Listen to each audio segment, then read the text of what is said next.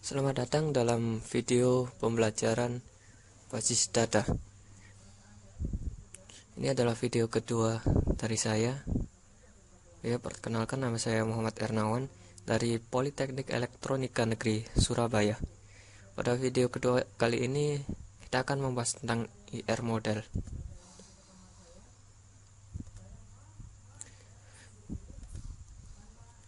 IR diagram ini menggambarkan tipe objek mengenai data serta relasi antara objek tersebut. IR diagram digunakan oleh sistem analis dalam merancang database. IR model dibuat berdasarkan persepsi atau pengamatan dunia nyata yang terdiri atas entitas atau relasi antara entitas-entitas tersebut. Jadi sebuah database dapat dimodelkan sebagai kumpulan entitas, kemudian juga sebuah relasi di antara entitas-entitas tersebut. Kita tadi menyebut entitas. Jadi entitas itu merupakan sebuah objek yang ada dan dapat dibedakan dengan objek lainnya. Entitas dapat bersifat konkret maupun abstrak. Untuk konkret ini seperti orang, buku, pegawai, perusahaan, dan lainnya yang sejenis. Kemudian yang bersifat abstrak ini contohnya kejadian, kemudian untuk kuliah ini ada kuliah, kerjaan, dan sebagainya yang sejenis. Setiap entitas memiliki atribut. Yang dimaksud atribut ini contohnya adalah mahasiswa, entitas mahasiswa atau objek mahasiswa memiliki NRP, nama, dan alamat. Nah, untuk setiap atribut memiliki kunci atribut atau key yang bersifat unik. Contoh misalnya, ini adalah entitas mahasiswa dengan atribut NRP sebagai key. Kemudian ada entitas dosen, maka NIP sebagai key atributnya. Masuk ke dalam notasi IR diagram. Beberapa notasi yang digunakan untuk membuat IR diagram di antaranya adalah notasi Chen, kemudian Martin, lalu El-Masri, dan Code. Tetapi pada umumnya adalah sama. Perbedaannya adalah pemilihan simbol-simbol yang digunakan. Yang umum digunakan dan kita akan menggunakannya adalah El-Masri karena mudah dibaca dan dimengerti. Oke, ini simbol-simbol dari El-Masri. Simbolnya untuk persegi panjang ini merupakan simbol dari entitas. Kemudian untuk ini merupakan weak entity, entitas lemah.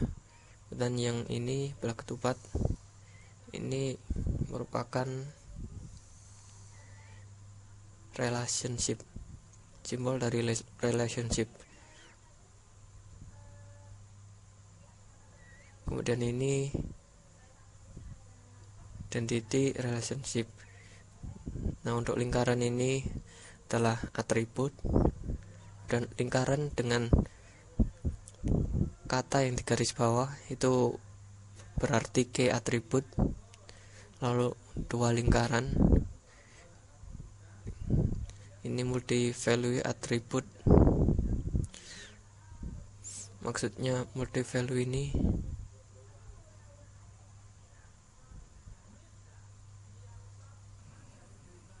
dia memiliki value yang beberapa value pada suatu atribut. Kemudian ini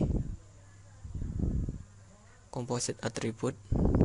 Hal ini lingkaran dengan putus-putus ini, garis putus-putus ini derived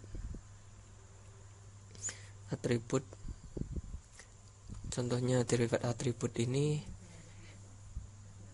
adalah umur yang dihasilkan dari tanggal lahir dengan kematian atau sekarang. Kemudian ini simbol untuk partisipasi total.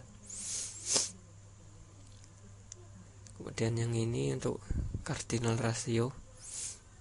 Lalu ini struktur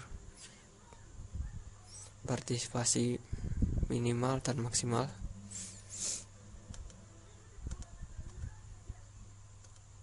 Oke, jenis atribut.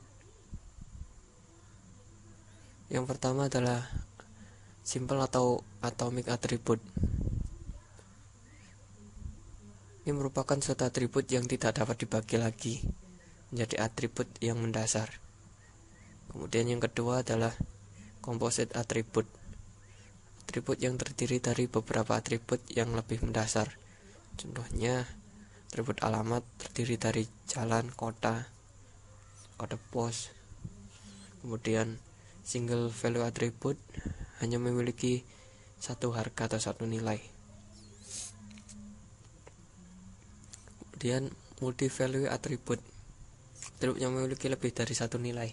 Contohnya pendidikan tinggi pada pegawai dapat berisi lebih dari satu nilai. Contohnya jika pegawai itu SMP, SMU, perguruan tinggi, doktor dan sebagainya, maka itu akan diisi pada multi value atribut tersebut. Oke. Kemudian null value atribut. Ini berarti atribut tersebut tidak memiliki nilai. Contohnya jika terjadi pada pendidikan tinggi untuk tamatan SMP. Kemudian derived atribut. Ini atribut yang nilainya dapat diisi, diturunkan dari perhitungan algoritma tertentu. Contohnya tadi atribut umur yang dihitung dari tanggal lahir dengan sekarang atau tanggal kematian. Relasi. Jadi dari kata relasi ini berarti hubungan antar entitas. Relasi ini memiliki derajat, yaitu merupakan jumlah entitas yang berpartisipasi dalam suatu relasi. Contohnya di sini ada 3 derajat relasi. Yang pertama adalah unary relationship yang berderajat 1, kemudian binary relationship berderajat 2, lalu ternary relationship berderajat 3. Ini adalah contohnya dari unary. Karyawan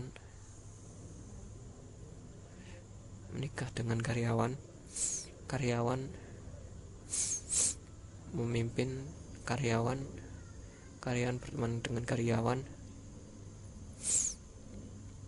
Ini sering disebut dengan relasi rekursif karena terlibat hanya satu orang mutar ke orang tersebut kembali. Kemudian untuk binary ini yang paling banyak digunakan, terdiri dari 2 entitas yang terlibat.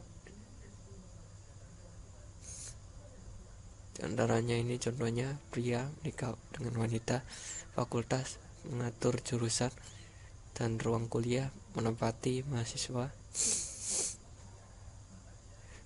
menempati ruang kuliah.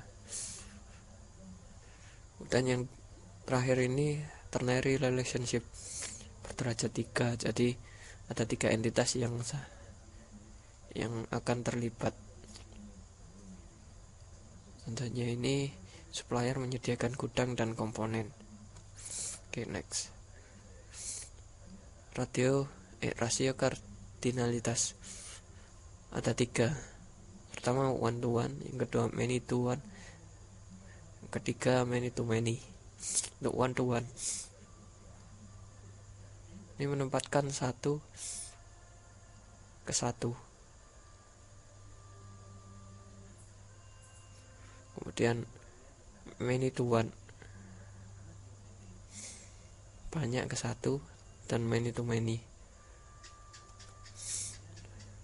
Oke, demikian yang dapat saya sampaikan.